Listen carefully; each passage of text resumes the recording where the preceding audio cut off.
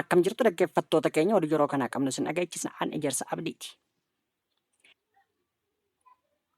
Waraanni bilisummaa Oromoo aanaa Qarcaa keessatti haleellaa fudhateen diina du'aa fi madoon adabuu beeksise.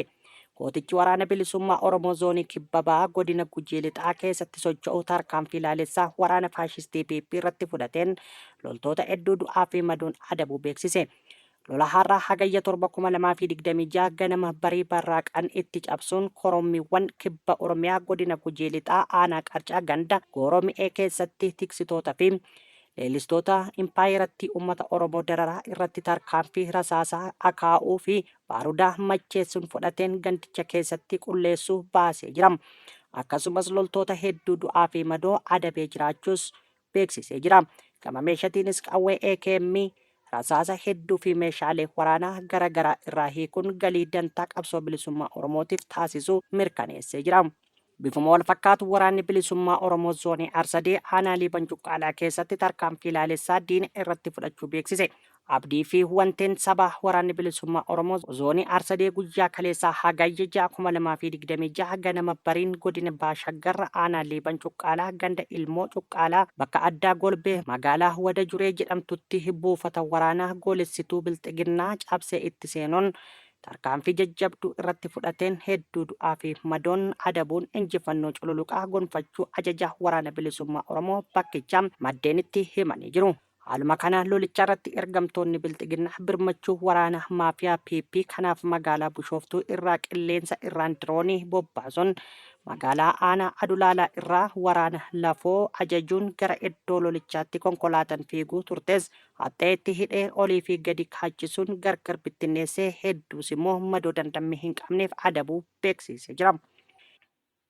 Dhuma bara 2027tti miidhaan El Niinoo namoota miliyoona 49 dabalataa beela hamaaf akka saaxiluu danda'u gamtaan mootummoota akeekkachiise.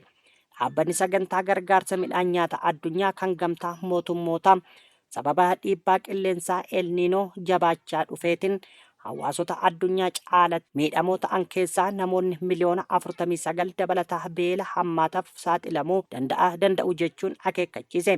Dhaabbatichi beela addunyaa caalatti hammaatu kana ittisuuf hojiilee dursee ittisaa dhiibbaa qilleensaa irratti baajata ariifachiisan akka qabamu waamicha dhiyeessee jira.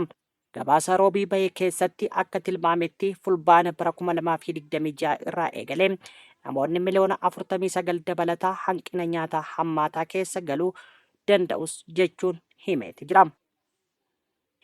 Naannoo Amaaraa godina Walloo Kibbaa aanaa Lagambootti haleellaa konkolaataa deddeebisa uummataa irratti raawwatameen yoo xiqqaate namoonni 5 ajjeefamuu hanga'aan godinichaa fi maddeen hospitaalaa tokko maddeenitti himanii jiru.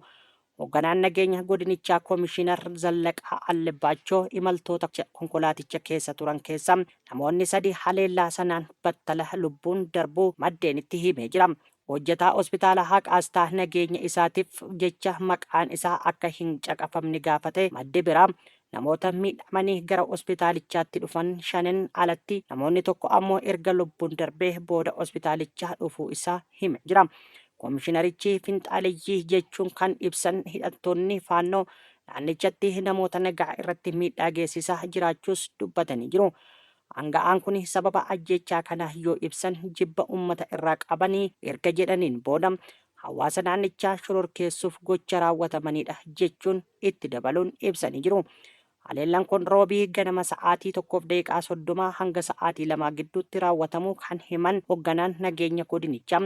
Konkolaataan minibaasii jedhamu beekamu kun gannatee irraa gara Aqstaa imalaa ture jechuun eeranii jiru. Minibaasiin kun imalarra osoo jiru haleellaan erga irratti baname booda namoonni 3 battala yoo du'an namoonni 5 ammoo miidhaan irra gahuun hospitaala seenuu qoddaalli nageenyaa kun maddeenitti himee jira. Erga hospitaala ga'anii namoonni nama lubbuun kan darbe waan ta'eef lakkoofsi namootaa sababa haleellaa kanaatiin du'anii gara 5tti guddachuus eeree jira.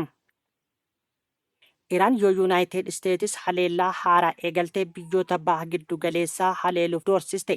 Iraan haleellaa USA raawwattu kamiyyuu haaloo ba'uuf biyyoota galoo galaanaa irratti akka xiyyeeffattu doorsiste.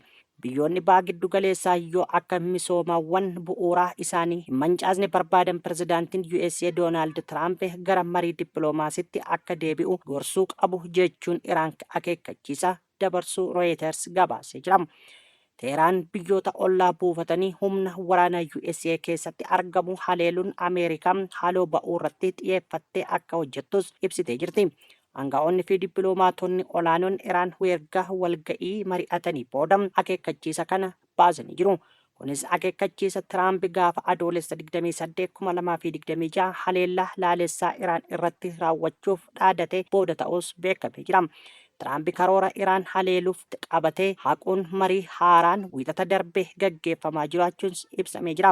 Mariif carraa kan kenneefis gaaffii Saawud Arabiyaa fi biyyoonni baha giddu galeessaa kaan dhiyeessan irraa ka'uun akka ta'e ibsamee jira.